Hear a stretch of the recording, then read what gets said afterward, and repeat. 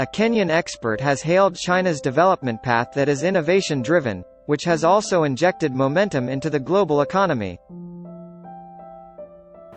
The fact that China is the largest exporter of manufactured goods by volume globally means that it has largely been driven by innovation, so that they're able to to develop better products that the world finds, irresistible.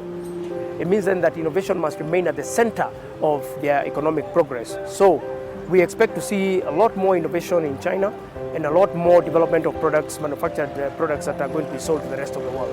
Anything that China does in terms of technological innovations or its policies impact the rest of the globe. So there will be innovations, and those innovations are going to find their ways into other countries through manufactured products. Over the past decade, China has put innovation high on its agenda to boost competitiveness and invigorate the economy. According to the World Intellectual Property Organization, the country rose to 12th on the Global Innovation Index 2021, up from the 34th in 2012. It ranked first among middle-income economies.